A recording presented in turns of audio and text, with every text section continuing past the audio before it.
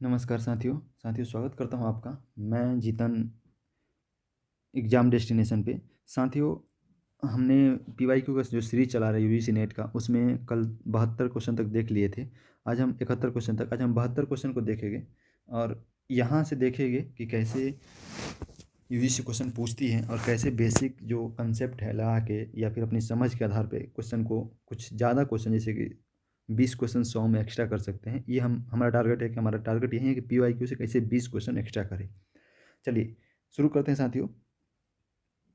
अगर आपको ये सीरीज़ अच्छी लग रही है तो प्लीज़ आप कमेंट करके बताइए और साथ ही वीडियो को लाइक करें और जो भी आपके दोस्त जो पॉलिटिकल साइंस का से प्रिपरेशन कर रहे हैं यूजीसी का, उनको शेयर कर सकते हैं आप।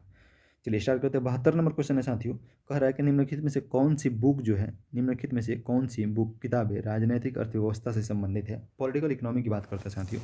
पॉलिटिकल इकोनॉमी की बात करता है तो आप एक बात बताइए, जब आप जैसे हम क्लास भी चला रहे हैं आप उसको भी आप फॉलो करिए, उसमें देखिएगा जब हम पढ़ेंगे तब कि मार्गेनथाउ जो है वो यथार्थवाद की बात करता है और यथार्थवाद के जनक को ही मार्गेनथाउ को ही बोलते हैं। और मार्गेनथाउ जो है पॉलिटिक्स एमंग नेशन, इसकी जो बुक है ये यथार्थवाद के बारे में नहीं, राज्य की शक्ति के बारे में बात करता है, अंतर्राष्ट्रीय व्यवस्था के बारे में बात करता है, इस सब की बात करता है, ना कि पॉलिटिक्स एमंग नेशन में ये किसी भी तरीके से इकोनॉमी की बात करता है। अब देखिए, जब ए को हटा देंगे हम, क्योंकि ए तो होगा नहीं तो ए इसमें भी है, ए इसमें भी है और ए इसमें भी है, हमारे पास एक ही ऑप्शन बचता है और वो है बी। देखिए कितना आसानी से हम इसको कर सकते हैं। अगर हमको एक भी पता है, हमको बाकी सब ऑप्शन पढ़ने की ज़रूरत भी नहीं है, केवल अगर एक हमको पता है तो आप आसानी से इसका आंसर टिक कर सकते हैं साथियों। अगले क्वेश्चन पे चलते हैं। 73 नंबर क्वेश्चन देखते हैं। 73 नंबर क्वेश्चन थोड़ा सा टफ था साथियों और टफनेस की वजह से ये क्वेश्चन गलती हुआ था, बहुतों गलती हुआ था, तो आप देखिएगा। एक सेकंड। 73 नंबर क्वेश्चन देखिए, कह रहा है कि निम्नलिखित अंतर्राज्यीय जल विवाद अधिकरणों को उनके गठन के अनुसार काल क्रम में व्यवस्थित करना है। कौन सबसे पहले होता है, कौन सबसे बाद होता है। देखिए इसका अगर आपको पता है तब तो कोई दिक्कत नहीं है, पर नहीं पता है तो मैं एक्सप्लेन कर दे रहा हूँ, आप इसको नोट्स पे लिख लीजिए अपने और इसको इसको आप याद रखिएगा, क्योंकि अगर एक बार पूछा है तो ये दोबारा पूछ सकता है। तो आपको देखना होगा कि इसमें से कौन सा ऑप्शन आंसर सही है। तो देखिए, अगर हम गोदावरी की बात करें, गोदावरी वाटर डिस्प्यूट की बात करते हैं, गोदावरी जो वाटर डिस्प्यूट है ये होता है 1969 में। 1969 में गोदावरी वाटर डिस्प्यूट जो ये अधिकरण जो ट्रिब्यूनल जो गठन होता है 1969 में होता है। उसी तरह से रावी ब्यास की बात करते हैं, रावी ब्यास जो ट्रिब्यूनल है ये होता है 1986 में। ये कब होता है? 1986 में होता है। सबसे जो नया जो है सबसे ये महानदी है, महानदी जल विवाद अधिकरण जो है ये 2018 के आसपास गठन, 2018 में गठन होता है इसका, 2018 में गठन होता है। कावेरी की बात, अगर आप कावेरी तो बहुत फेमस आप जानते होंगे, कावेरी 90 के दशक में होता है, मतलब 1990 में होता है। और महादाई की बात करते हैं, महादाई जो है 2010 में होता है। अब आप इसको सजा सकते हैं। पहले सबसे पहले ये होना चाहिए। देखिए अगर आपको जैसे अगर आपको पता होता, इतना भी पता होता कि सबसे नवीनतम कौन सा है, तो सबसे नवीनतम अगर अगर आप जैसे बी अगर पता होता कि महानदी जल विवाद अधिकरण जो सबसे नवीनतम है 2018 में गठन किया था, आप दो को एलिमिनेट कर सकते थे, ये और ये, क्योंकि लास्ट में बी को रखना है हमको, हमारे पास दो है। अब देखिए यहाँ पे थोड़ा सा अगर आपको ये भी पता होगा कि सबसे पहला कौन है तो भी फंसते हैं आप, क्योंकि थोड़ा सा यूजीसी ने यहाँ पे ट्विस्ट किया है, दोनों में ये दिया हुआ है। लेकिन जब आप इसको सजाइएगा तो सबसे पहले ए होगा, ए के बाद से आप देखिएगा सी, ए के बाद से सी कहाँ है, इसमें है, फिर सी के बाद से डी होगा, फिर डी के बाद से ई होगा और ई के बाद से बी होगा, यानी कि ऑप्शन जो है ये सही होगा। आप इसको लिख लीजिएगा साथियों और इसको याद कर लीजिएगा। मीनोब्रुक सम्मेलन जो होता है, देखिए साथियों आपको ये चीज़ें याद रखना होगा, ये किसी भी कंसेप्ट पर आधारित नहीं है, जैसे फैक्ट है, पूरा ही फैक्ट है। मीनोब्रुक सम्मेलन की अगर हम बात करते हैं तो पहला जो होता है 1968 में होता है, दूसरा 20 वर्ष इसमें ऐड कर लीजिए यानी कि 88 में चले जाइए, और तीसरा जो होता है 2008 में 20 वर्ष और ऐड कर लीजिए, तीसरा हो गया। बाद में जो हम पढ़ेंगे पूरा सिलेबस जो हम चला रहे हैं उसमें आगे बढ़ेंगे तो आप देखेंगे मीनोब्रुक 1 किससे संबंधित है, इसका अध्यक्षता किसने की थी, मीनोब्रुक 2 जो है वो किससे संबंधित है और किसने अध्यक्षता, कंपैरेटिव पॉलिटिक्स में इसको देखेंगे।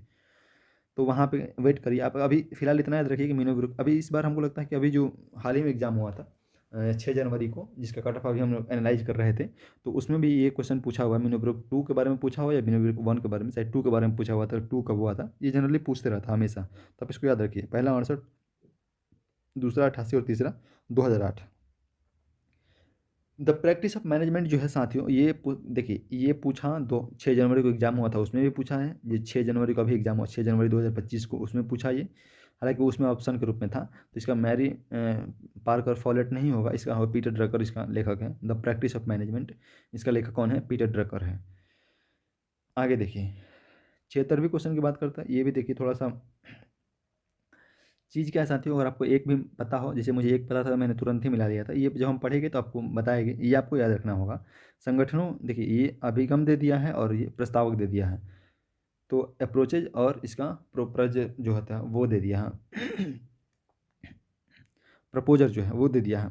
आप देखिए तो इसमें मानवीय संगठन की, जब जहाँ भी संगठनों में मानवीय उपागम की बात आती है, आप इतना याद रखिए, एक याद रखिएगा हमेशा, उसमें एल्टन मेयो आएगा, उसमें एल्टन मेयो आएगा। अगर आपको इतना भी याद रखें तब देखिए ए का चौथा नंबर एक से ही आंसर मिल रहा था कि ए का चौथा किसी में भी नहीं था, तो ये समय नहीं लगा था इसको करने में। बाकी ए का चौथा, बी का तीसरा है, बी का जो है तीसरा हर्बर्ट साइमन या हर्बर्ट सिमोन जिसको बोलते हुए हैं। अगला देखिए ये सी का जो है वो पहला है, चेस्टर बर्नार्ड है। और आत्मसिद्धि की बात करता है, अब्राहम मैस्लो की बात करता है। सेल्फ एक्चुअलाइजेशन, जब ये 5 प्रकार का हम बात करेंगे साथ साथ ही, उसमें फिजिकल नीड होता है, मेंटल नीड, इस तरह से जो अब्राहम मैस्लो एक पिरामिड देता है जिसको 5 भागों में बांटता है इस तरह से करके। तो आगे हम देखेंगे तो उसको पढ़ेंगे अच्छे से। अभी तक आप इतना याद रखिए कि अगर आपको ये भी पता है तो आप इस क्वेश्चन को कर सकते थे। अगला क्वेश्चन देखते हैं 77 नंबर क्वेश्चन जो है। आज हम टारगेट रख रहे हैं साथियों के 20 क्वेश्चन को डिस्क्राइब करें बढ़िया से। तो देखिए कहाँ तक जाते हैं। अगला क्वेश्चन है जॉन मेंडन कीन्स ने पूंजीवादी अर्थशास्त्र की आलोचना की। ये देखिए ये कह रहा है कीन्स जो था वो पूंजीवादी अर्थशास्त्र की आलोचना की, क्यों की, क्यों किया है?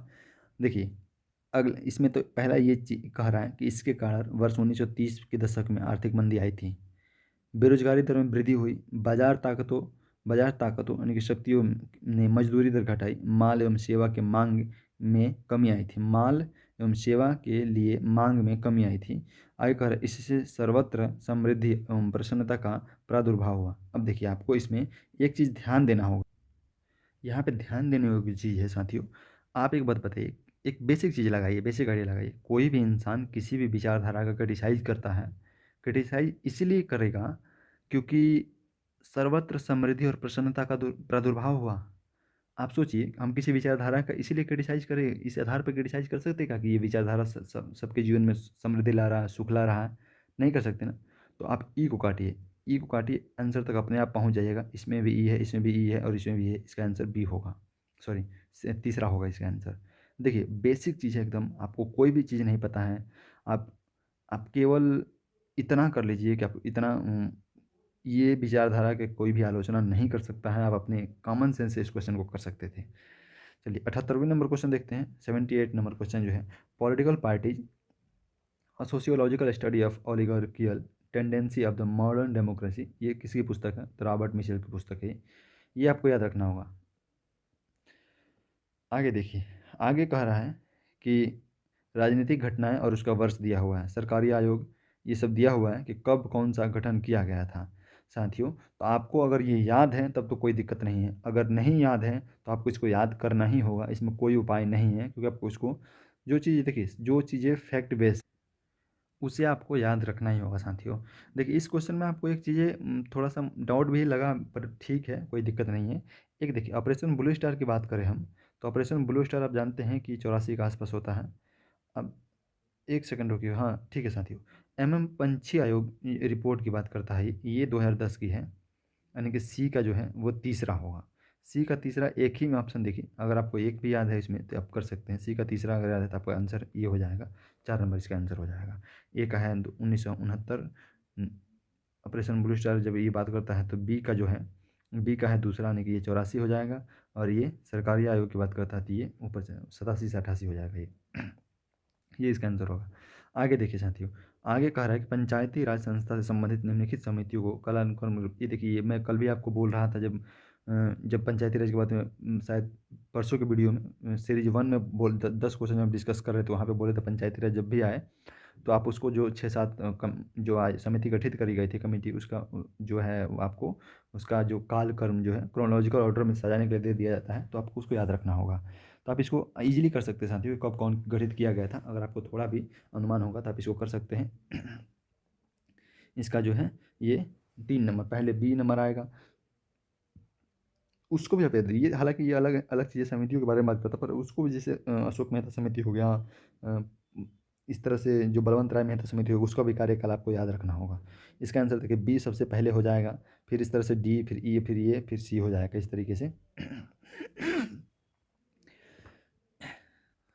देखिए साथ इस क्वेश्चन में एक ट्विस्ट है, इसको थोड़ा सा और एक्सप्लेन करना होगा, और वो ये है कि ये क्वेश्चन सपोज कीजिए आपको बिल्कुल भी याद नहीं है, आपको नहीं पता है कि क्या कह रहा है, पर आप एक बात बताइए, किसी प्रॉब्लम का जब सॉल्यूशन हम ढूंढने जाएंगे तो सबसे पहले क्या करेंगे आप ये सोचिए, और सबसे आखिरी में क्या करेंगे ये सोचिए। इसमें कह रहा है कि पंचायतों और सहकारी समितियों के कार्यकारी समूह, समितियों का कार्यकारी समूह, न्याय पंचायतों की अध्ययन टीम, न्याय पंचायतों की अध्ययन टीम, पंचायती राज निर्वाचन संबंधी समिति, आयकर पंचायती राज प्रशिक्षण केंद्रों की समिति, सामुदायिक विकास और पंचायती राज समिति। आपको नहीं लगता कि सबसे पहले हम अध्ययन एक टीम बनाएंगे जो चीज़ प्रॉब्लम जो होगा उसको उसका सॉल्यूशन ढूंढने के लिए, तो सबसे पहले आप अध्ययन टीम को रखेंगे, जैसे कि ये बी नंबर। उसके बाद देखिए वो अध्ययन टीम अगर हम बना देते हैं तो क्या करेगी, निरीक्षण करेगी, परीक्षण करेगी केंद्रों की। तो उसके बाद से आप देखिए डी नंबर अपने आप आपके पास नहीं आ रहा है आंसर निकल कर। तो इस तरह से आप कर सकते हैं साथियों, और यही कॉमन सेंस लगा के मैंने भी इस क्वेश्चन को किया था, आप भी ये कॉमन सेंस लगा के कर सकते हैं। देखिए अगला क्वेश्चन 81 पे चलते हैं। हाँ, तो आगे देखिए 81 नंबर क्वेश्चन जो है कह रहा है कि उदारवाद निम्नांकित में से कौन संबंधित है, उदारवाद निम्नांकित में से कौन संबंधित है। आप देखिए उदारवाद के बारे में अगर आपको आप बेसिक पॉलिटिकल नॉलेज रखते हैं तो आपको पता होना चाहिए उदारवाद क्या करता है। हालांकि हम लोग जो स्टार्ट किए हैं वीडियो साथियों अभी पॉलिटिकल साइंस की क्लासेस है, उसमें एक टॉपिक उदारवाद हम लोग पढ़ लिए हैं, आप उस वीडियो को नहीं देखते जाके देखिए पहले, क्योंकि उदारवाद को बहुत अच्छे से एक्सप्लेन किया हूँ मैं। उदारवाद क्या कहता है, उदारवाद में लिमिटेड गवर्नमेंट की बात होती है, लिमिटेड गवर्नमेंट की बात होती है, राइट की बात करता है उदारवाद, व्यक्तियों को राइट्स देता है, ठीक है, रूल ऑफ लॉ की बात करता है, रूल ऑफ लॉ की बात करता है। अब देखिए यहाँ पे क्या कह रहा है कि औद्योगिकृत पश्चिम की विचारधारा है, औद्योगिकृत पश्चिम की विचारधारा है, ठीक है, ये हमको नहीं समझ में आ रहा है, छोड़ दीजिए इसको। आगे देखिए अहस्तक्षेप के गुणों की वकालत करता है, ये भी हमको नहीं समझ में आ रहा उतना, इसको भी छोड़ते हैं, ठीक है। उदयीमान औद्योगिक शक्तियों की आकांक्षाओं को, ये भी हमको नहीं समझ में आ रहा है, चलिए इसको भी छोड़ देते हैं। कह रहा है कि उदारवाद और साम्यवाद निकट से संबंधित हैं। आप ये बताइए उदारवाद तो अपोजिट विचारधारा है साम्यवाद के, समाजवाद के। उदारवाद जहाँ राइट्स की बात करता है, व्यक्तियों की राइट्स की बात करता है, स्टेट को लिमिटेड करने की बात करता है, वहीं पे समाजवाद या साम्यवाद जो है वो राज्यों को शक्ति देता है, व्यक्तियों के अधिकार का हनन करता है। ये दोनों एक साथ कैसे आ सकते हैं, ये तो वही होगा पूरब डायरेक्शन पश्चिम के साथ मिल रहा है, तो ये पॉसिबल नहीं है। तो अगर इसको हटा देते हैं यानी कि डी नंबर नहीं हो सकता है किसी भी तरह से। ये भी हमको नहीं पता है कि उदारवाद का प्रमुख चिंतक लॉक है, अगर ये भी नहीं पता है तो छोड़ दीजिए इसको भी, पर एक हटा दीजिए आप, डी इसमें भी है, डी इसमें भी है, डी इसमें भी है, यानी कि एक से ही आपका आंसर निकल गया। आपको अगर आपको आता है तो अच्छी चीज़ है, नहीं आता तो देखिए कितना बढ़िया एलिमिनेट करके हम इसका आंसर निकाल रहे हैं। अगला देखिए 82 नंबर क्वेश्चन कह रहा है, ये साथियों फैक्ट क्वेश्चन था कि यूनिफॉर्म सिविल कोड कहाँ है, तो आप जो संविधान के भाग 4 में आप जानते हैं डीपीएससी में दिया गया है, राज्य के नहीं, इसको कोई इसका कोई वो नहीं है, इसको सबको याद होगा ये क्वेश्चन। अगला क्वेश्चन देखिए साथियों, ये बुक का नाम है, ऐसा करते हैं कि 15 मिनट का वीडियो लगभग हो चुका है, इसको रोकते हैं और नेक्स्ट में हम 83 क्वेश्चन से अगले वीडियो में देखेंगे। आप इसको आप अपने तैयारी में इन्वॉल्व करिए साथियों, और इसको आप जितना ज़्यादा पीवाईक्यू को आप रिवीजन करिएगा, जितना ज़्यादा आप देखिएगा, जितना ज़्यादा पीवाईक्यू को से जैसे फ्रेंडली होइएगा, उतना ही ज़्यादा आप अपने सक्सेस की ओर बढ़िएगा। तो अब रहने देते साथियों इसको, अगला हम 83 क्वेश्चन से देखेंगे, 83 से कल 100 तक देख लेंगे, 17 क्वेश्चन कल ही देख लेंगे। थैंक यू सोचो।